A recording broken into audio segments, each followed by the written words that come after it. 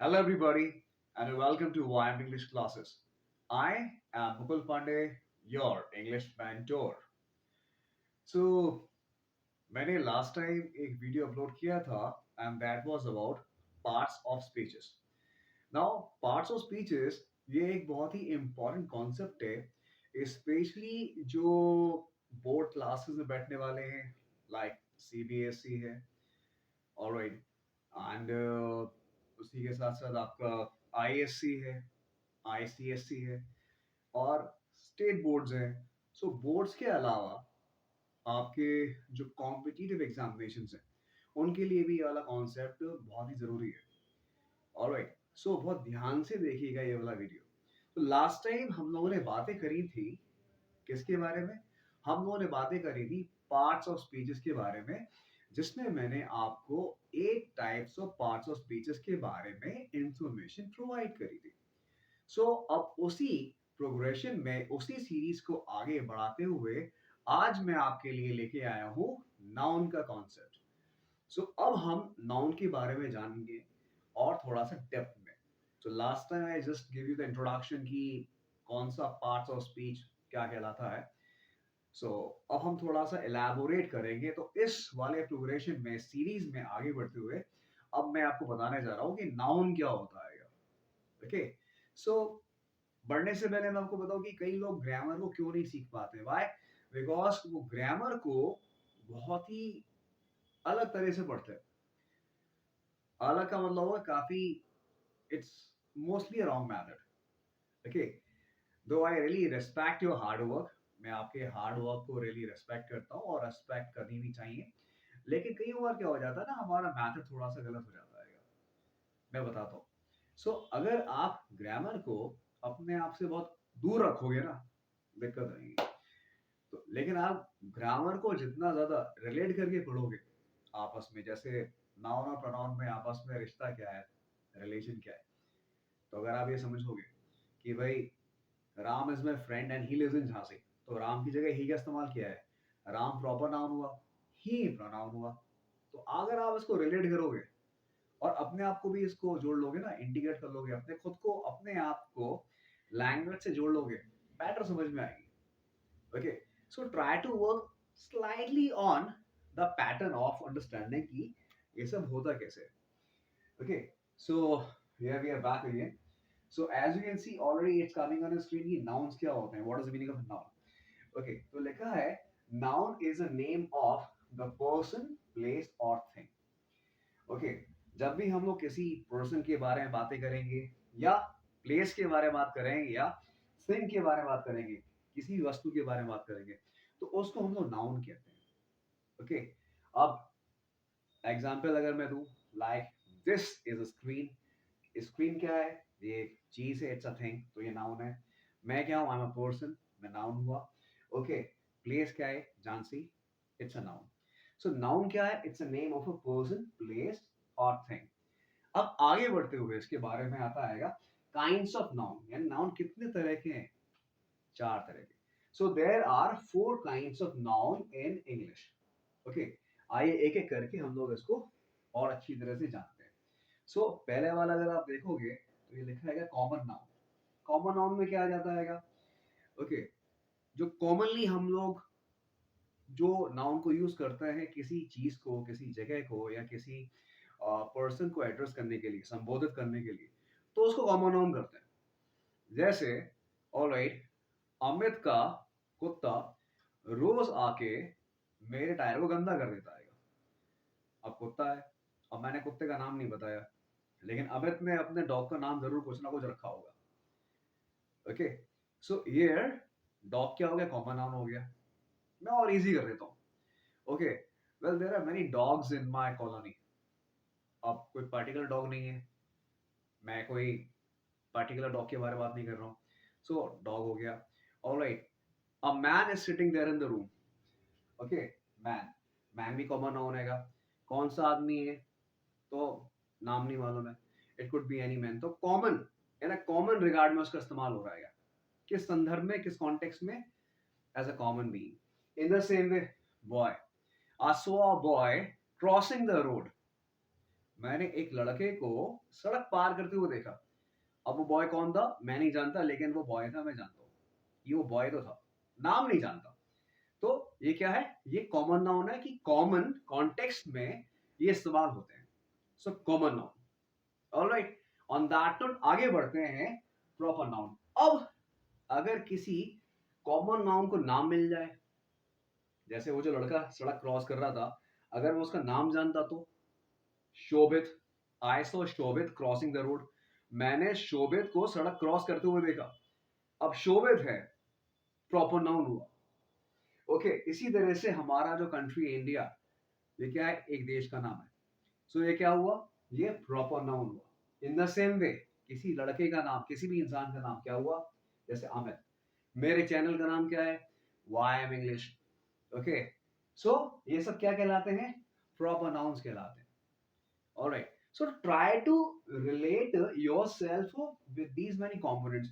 आप ना अपने आप को जितना किसी भी कंपोनेंट के साथ, ये सारा कंपोनेंट है, सब कंटेंट है, जितना रिलेट करके पढ़ोगे ना, आपको उतना ज्यादा बेटर समझ में आता चला जाएगा। ओके, एब्स्ट्रैक्ट नाउन्स क्या होते हैं, एब्स्ट्रैक्ट नाउन ख्यालों में रहते हैं, सोच विचार ही कर सकते हैं इनके बारे में।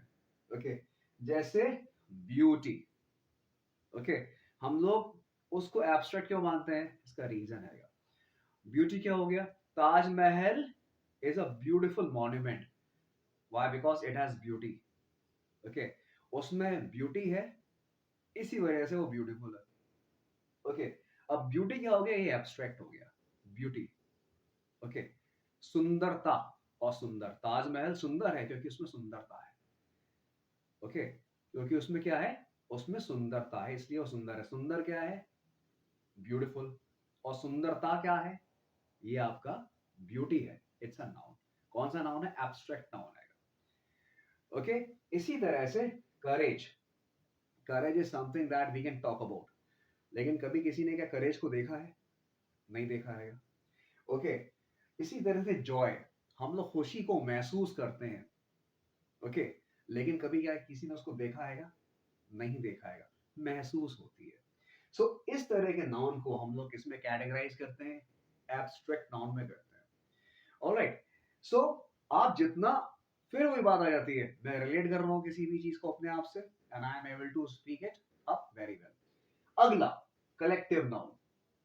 बहुत सारे पर्सन्स खड़े हैं। ओके, आपस में क्या हुआ है, क्राउड हो गया, भीड़ों का झुंड है, एक भीड़ नहीं है, दो नहीं है, बहुत सारी हो गई, फ्लॉक कहते हैं। कई सारे प्लेयर्स हो गए, टीम हो गया। अगर अकेला प्लेयर होता तो क्या होता, कॉमन नाउन हो जाता। ज्यादा से ज्यादा तो प्लेयर्स हो जाते, लेकिन इतने प्लेयर्स आ गए कि पूरी टीम कंपोज हो गई। अब उस ग्रुप को, जो पूरे के पूरे प्लेयर्स है, उस ग्रुप को क्या कहेंगे हम लोग, टीम कहेंगे, एक नाम दे दिया। ओके, तो ऐसे में इसको क्या कहते हैं, कलेक्टिव नाउन कहते हैं। Okay, so it's not a rocket science, ये काफी इजी होती है। थोड़ा सा आप जितना कोरिलेट करोगे अपने आप को इससे, आपको और अच्छा समझ में आ जाएगा। अब बात करते हैं हम लोग थोड़े से फंक्शंस के बारे में, कि नाउन के फंक्शंस क्या क्या होते हैं, आपकी स्क्रीन पे आ जाएगा। ओके, सो बात करते हैं कि एक जो नाउन होता है वो क्या क्या रोल प्ले कर सकता है। भाई, अगर कोई चीज ग्रामर में एग्जिस्टेंस में है, कोई चीज है, तो वो कुछ काम तो करेगी, उसका कोई ना कोई रोल तो होगा।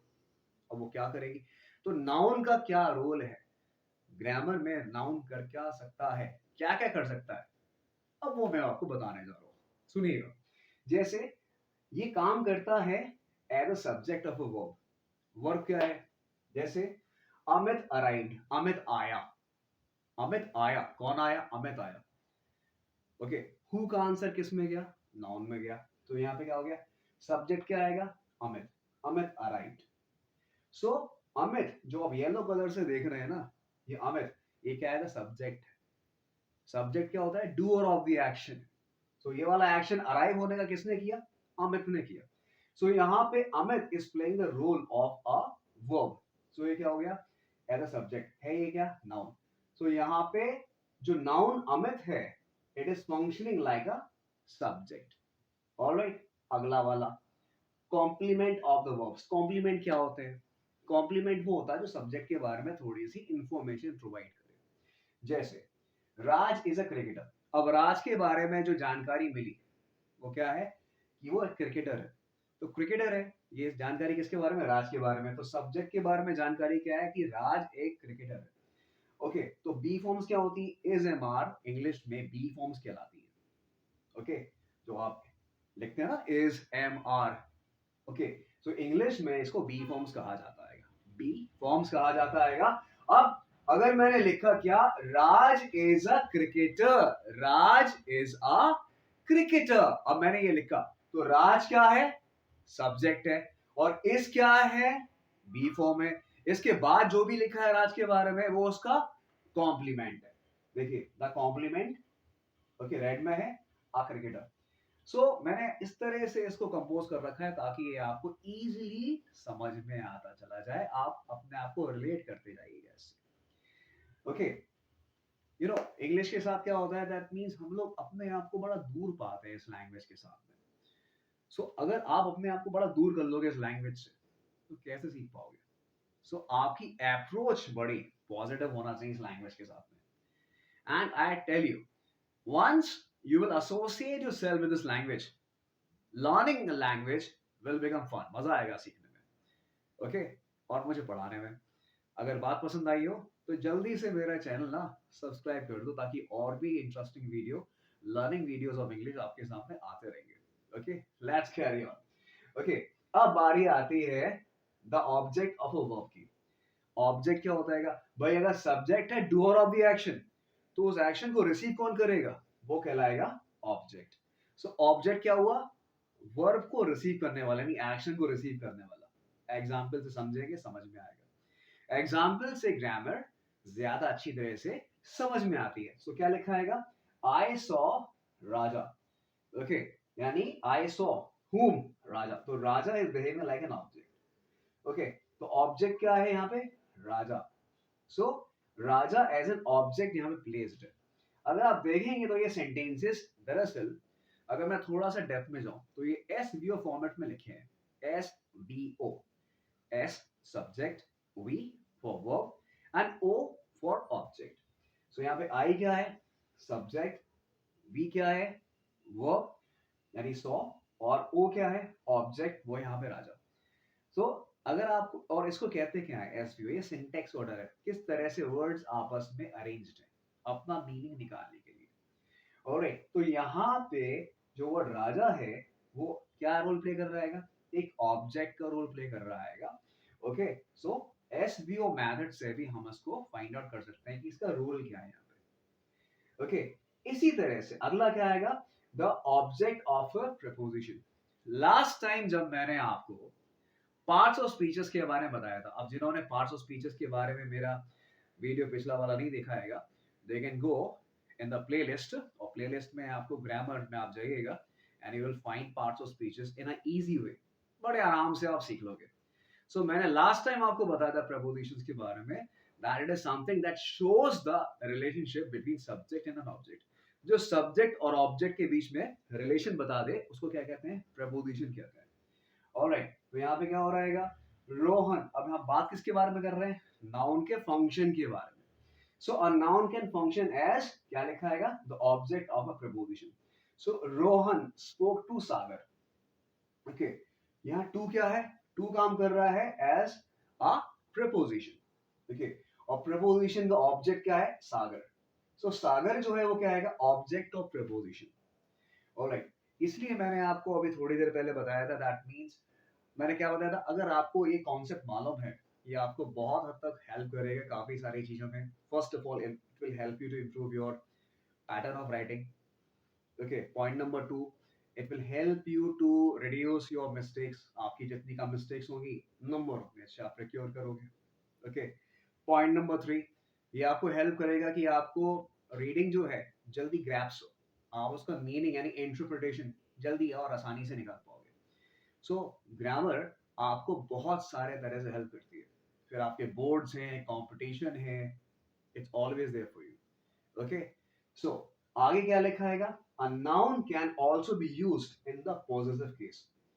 ओके, जैसे अनुज बाइक। अनु की बाइक। बाइक किसकी? अनु की है। अब अनु की बाइक, तो पोजीशन किसका है? अधिकार किसका आएगा? अनु का आएगा। अनु के क्या लगा रखा है? Apostrophe S. So apostrophe S लगा के हम लोगों ने क्या कर दिया, इसको पॉजिटिव केस में लगा दिया। सो नाउन है ये, तो नाउन को ऐसा हमने पॉजिटिव केस में इस्तेमाल कर रखा है। सो ये सारे के सारे मैंने आपको क्या बताया, आपको बताया गया फंक्शन ऑफ अ नाउन। एक नाउन कितने सारे फंक्शंस को प्ले कर सकता है, क्या क्या उसके रोल होते हैं, अभी यार मैंने आपको वो समझाया है। ओके, लेट्स गो अहेड, आगे चलते हैं। ओके, आज टेंसेस को, आई एम सॉरी, आज नाउन को, ओके, दरअसल मैं इतना पढ़ाता हूँ कि अभी एक क्लास में टेंसेस चल रहे हैं, सो मुंह से टेंस निकल गया। Okay, so kindly excuse me for that. Okay, होता है टीचर्स के साथ, ऐसा होता रहेगा। ओके, शाहरुख खान की फिल्म है ना कि बड़े बड़े शहरों में ऐसी छोटी मोटी बातें होती रहती है। ओके, सो काफी सारे टीचर्स के साथ ऐसी छोटी मोटी बातें होती रहती है। ऑलराइट, मैं बात कर रहा हूँ नाउन के बारे में। अब नाउन के बारे में आगे बढ़ते हुए हम बात करते हैं जेंडर के बारे में। ओके, सो आपने शायद सुना होगा, ना भी सुना हो तो क्या हुआ, मैं आपको बता देता हूँ। ओके, जेंडर हिंदी में जिसको कहते हैं लिंग। ओके, सो यहाँ पे क्या आएगा, हिंदी में टिपिकल हिंदी में चले जाएं तो स्त्री, स्त्रीलिंग, पुल्लिंग कहते हैं। ओके, ये कॉन्सेप्ट आपने कहीं ना कहीं जरूर पढ़ा होगा। इंग्लिश में भी कॉन्सेप्ट होता है, कैटेगरी को क्या कहते हैं, gender, noun gender. Okay, masculine gender, आप सबसे पहले अपनी स्क्रीन पे देख रहे हो मैस्कुलाइन जेंडर। ओके, यहाँ पे हम लोग मैन, बॉय या कोई भी मेल एनिमल को हम लोग यहाँ पे प्लेस करते हैं। Okay, masculine gender. Okay, man और बॉय, और कोई भी मेल एनिमल हो सकता है। ऑलराइट, सो जैसा आप देख पा रहे हैं अपनी स्क्रीन पे, और इसका जो प्रोनाउन होता है, प्रोनाउन क्या होता है, they are the words which are used instead of a noun. Okay, so इसके लिए जो प्रोनाउन इस्तेमाल होता है वो है ही, और अगर वो मैस्कुलाइन जेंडर प्लूरल में हो तो, जैसे बॉयज हैं तो उनके लिए प्रोनाउन होगा यहाँ पे दे। अगला feminine gender. Okay, masculine gender man और बॉय और मेल एनिमल्स के लिए हैं, तो वुमेन, गर्ल और फीमेल एनिमल्स के लिए फेमिनाइन जेंडर का इस्तेमाल किया जाता है। ओके, और इसका प्रोनाउन होता है, आप देख सकते हैं अपनी स्क्रीन पे, शी और दे। अगर सिंगुलर है, she is a woman, she is a girl, लेकिन अगर वो प्लूरल अगर है तो वो दे में चला जाएगा। ऑलराइट, अब आप बोलोगे सर जानवरों के लिए तो हम लोग इट लगाते हैं, न्यूट्रल जेंडर लगाते हैं। ओके, कई लोग क्या करते हैं, अपने जानवर को पर्सोनिफाई कर देते हैं, जिनको बहुत प्यार होता है अपने जानवर से, जैसे डॉग है, डॉग का नाम रॉकी रख दिया, तो इट की जगह उसको ही कहना शुरू कर दिया, इतना प्रेम हो गया तो उसको पर्सोनिफाई कर दिया, उसको एक इंसान की तरह प्यार करना शुरू कर दिया। हालांकि जानवरों से लगाव करना बहुत जरूरी है, भगवान ने दुनिया हम सबके लिए बनाई है। So every living organism deserves respect and love. जो भी प्राणी है, लिविंग ऑर्गेनिज्म है, उन सबको प्यार और रिस्पेक्ट हमको देना चाहिए। Alright, on that positive note, अच्छा अच्छा सोचो, अच्छा अच्छा होगा। Okay, next one. Okay, neutral gender, इसमें क्या होता है, इसमें नॉन लिविंग थिंग्स। ओके, सो इसी तरह से एनिमल्स जिनका हम जेंडर नहीं जानते उनको रखते हैं, और इसका जो प्रोनाउन होता है इट और दे भी कहते हैं। ओके, सो ये होता है आपका न्यूट्रल जेंडर। ओके, यहाँ पे न्यूट्रल लिखा आएगा, दरअसल ये होना चाहिए neutral gender. Okay, neutral gender.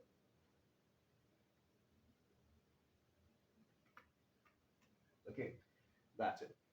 आगे चलते हुए, अब कुछ एक्सेप्शंस भी होते हैं। ओके, अब वो कौन कौन से एक्सेप्शंस होते हैं आइए जान लेते हैं। ओके, हे वो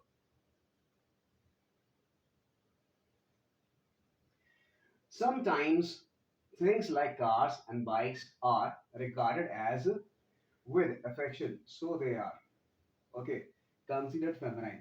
कभी कभार हम लोग अपनी गाड़ियों को भी कहते हैं ना, ओके, क्या लग रही है, कार को कह रहे हैं। ओके, बाइक है, अब बॉयज के लिए बाइक क्या होती है, we all know that thing. तो कभी कभी वो लोग, अभी यार मैंने जैसे जानवरों के लिए बताया, सो कभी कभी हम लोग ह्यूमन एट्रीब्यूट्स जो होते हैं अपनी चीजों को भी दे देते हैं। ऑलराइट, सो इसी वजह से कई लोग क्या होते हैं, इट की जगह शी का इस्तेमाल करते हैं, वो उसको पर्सोनिफाई करके इस्तेमाल करते हैं। ऑलराइट, सो यहाँ पे कभी कभार चीजें थोड़ी सी डाइसी हो जाती है यार, इट इज अ बाइक कहना चाहिए, शी इज अ बाइक बोल रहे हैं, व्हाई, बिकॉज क्यों हो गया आएगा, it is regarded with affection, प्यार से, बहुत मोहब्बत से गाड़ी साफ कर रहे हैं तो उसको शी कहना शुरू कर दिया ऐसा प्रोनाउन, ये भी होता है, तो ये एक्सेप्शन है इंग्लिश का। ओके, आगे चलते थोड़ा सा हम लोग देखते हैं कि फॉर्म्स के बारे में। झटपट से मैं आपको बता देता हूँ तो it will be more easy for you. जैसे okay, masculine gender, feminine gender, थोड़ा सा ड्रिल कर लेते हैं, एक्सरसाइज कर लेते हैं। Okay, so that you can be more acquainted with that. Okay, like boy masculine हुआ, फेमिनिन गर्ल है। मैस्कुलाइन हुआ gentleman, feminine lady. Masculine son, feminine daughter. Masculine bachelor, okay, और स्पिंस्टर फेमिनिन को कहते हैं। ओके, आगे चलते हुए husband, wife, uncle feminine aunt, bridegroom और feminine bride, man woman, widower widow, father mother. So इस तरह से क्या होता है कि थोड़ी सी एक्सरसाइज ये आपको क्या करेगा, मैंने क्या बताया आपको, आप जितना चीजों को आपस में कोरिलेट करोगे, अभी वाला आपने मैस्कुलाइन फेमिनिन पढ़ा और अभी वाला आपने चार्ट पढ़ लिया, सो अब आपके दिमाग में ये लंबे समय तक स्टोर रहेगा। फायदा ये होता है ये। ओके, कुछ और एक्सेप्शंस। अब इंग्लिश में एक्सेप्शंस बहुत होते हैं, रूल तो पढ़ा दिया लेकिन ये कंडीशंस अप्लाई है, क्या है वो एक्सेप्शंस है। होता तो ये है, जरूर होता है ये। ओके भाई, आप लोगों के लिए जब मैं वीडियो बनाता हूँ तो मैं कूलर, पंखा और अपना एसी ऑफ कर देता हूँ। ओके, तो आप मेरे डेडिकेशन देख रहे हैं। So if you are really impressed आप उससे इम्प्रेस्ड अगर हो रहे हो तो इसी समय जाके मेरा चैनल सब्सक्राइब कर दीजिए। ओके, बिकॉज मैं बड़ा पैशनेट हूँ पढ़ाने के लिए, और जब मेरा वीडियो कोई लाइक करता है, सब्सक्राइबर्स बढ़ते हैं, तो मेरे लिए वो एज अ मोटिवेशन काम करता है। I feel really very nice to receive your positive responses. Okay, so please do subscribe to YM English classes from Mukul sir. Next one. Okay, baby जो होता है, अब इसके लिए हम लोग क्या बोले, बेबी बच्चा। अब क्या पता चल रहा है कि वो मेल है फीमेल है, पता नहीं चल रहा है तो एक्सेप्शन में आ जाएगा। इनफेंट नवजात, क्या पता चल रहा है मेल है फीमेल है, एक्सेप्शन में आ जाएगा। यही बात है रिलेटिव के साथ। हमारे यहाँ एक रिलेटिव बैठे हैं, कौन है, मेल है फीमेल है पता नहीं चल रहा है, मेल है कि फीमेल है, मैस्कुलाइन है कि फेमिनाइन पता नहीं चल रहा है। यही हाल है child, parent, spouse, okay, cousin और टीनेजर के साथ में। सो ये कैटेगरी कहलाती है एक्सेप्शंस। यानी कि हम लोग ही और शी के साथ एड्रेस तो कर सकते हैं अप टू सर्टेन लिमिट तक जो उसमें आ रहेगा, लेकिन ये एक्सेप्शंस कहलाते हैं। ओके, इसी तरह से आगे चलते हुए जल्दी से हम लोग सीखते हैं। मैंने कहा ना कि आज नाउन को हम लोग अच्छी तरह से बिल्कुल गहराई में डुबकी मार के देखेंगे कि होता क्या क्या है। ऑलराइट, सो और वीडियो को सेव कर लीजिएगा सो दैट आपके पास ये स्टोर रहे, नहीं तो चैनल आपके लिए है ही। अगला क्या आएगा, नाउन, प्लूरल क्या होता है। आप ट्रेडिशनली देखते हो जब भी हम किसी भी नाउन के साथ में ट्रेडिशनली एस को ऐड करते हैं तो वो सिंगुलर से प्लूरल बन जाता है, प्लूरल बन जाता है, प्लूरल। ओके, जैसे डे, डे में लगा दिया लास्ट में क्या, एस, क्या बन गया डेज। डॉग, लास्ट में क्या लगा दिया, एस, क्या बन गया डॉग्स। आगे बढ़ते हुए देखिएगा क्या होने वाला है, ये आपके बहुत काम में आने वाला है। ओके, अब अगर नाउन है और उसकी स्पेलिंग एंड हो रही है ओ से या सी एच से या एस एच से या डबल एस से या एक्स के साथ, सो क्या करिएगा, वहां पे आपको ऐड करना पड़ेगा वहां पे आखिर में E S as a suffix. Suffix क्या होता है, जो किसी के वर्ड के लास्ट में लगाते हैं, किसी भी वर्ड के लास्ट में लगाते हैं उसको कहते हैं सफिक्स। पहले लगेगा तो वो प्रीफिक्स कहलाएगा। सो आप यहाँ पे सफिक्स ईएस इस्तेमाल करेंगे अगर नाउन की स्पेलिंग कंक्लूड हो रही है, एंड किससे हो रहा है, ओ के साथ। ध्यान से देख लीजिएगा, C H, S H, S S और एक्स के साथ। ये बहुत इंपॉर्टेंट कॉन्सेप्ट है। Okay, point to be noted. Okay, देखिए जैसे मैं क्या कहना चाहता हूँ, जैसे टोमेटो, स्पेलिंग किसके संग ओ, कैसे कंक्लूड हो रही है, कैसे आखिरी में क्या रहेगा ओ, तो क्या लगा लिया ओ के साथ में ई एस आ गया, सो क्या बन गया टोमेटोज। आगे बढ़ते हुए, ओके, होल्ड ऑन, ठीक है, इतनी जल्दी क्या है प्यारे, कहाँ गया, बॉक्स, बॉक्स के लास्ट में क्या आएगा, एक्स है। देखिए, एक्स के लास्ट में लगा दिया क्या, ई एस। देख रहे हैं, नाउन है, बॉक्स है, स्पेलिंग किससे कंक्लूड हो रही है, एक्स से, लास्ट में क्या लगा दिया, ई एस। ई एस लगा दिया, क्या बन गया, सिंगुलर से चला गया वो प्लूरल। नेक्स्ट क्या आएगा, brush, spelling is ending with S H, B R U S H. अब एस एच से लास्ट में स्पेलिंग में लगा हुआ एस एच लास्ट में, तो क्या लगा दिया, ई एस, तो क्या बन गया, B R U S H E S.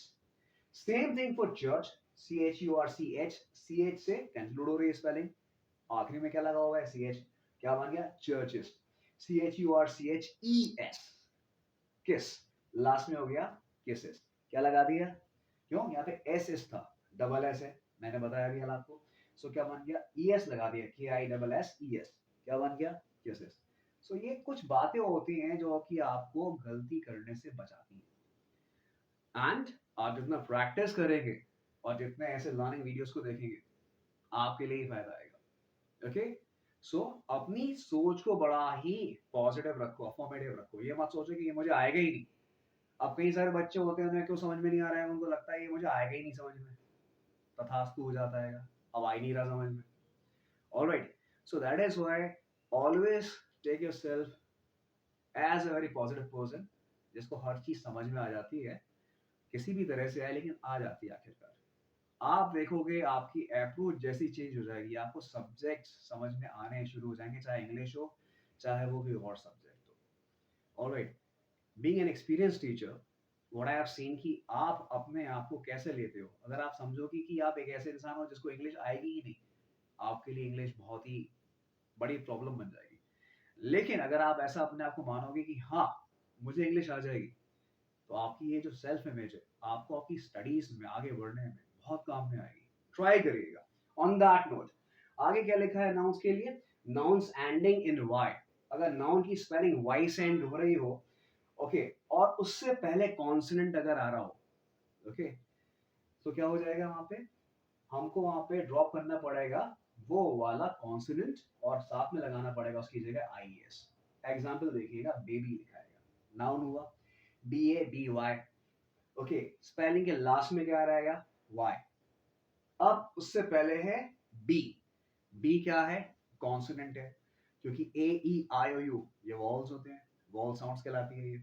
Okay, अब हमको ये B हटाना पड़ेगा, okay, so BAB, I am sorry, ये Y हटाना पड़ेगा, Y हटा के क्या लगेगा उसकी जगह IES, सो क्या बन गया BABIES,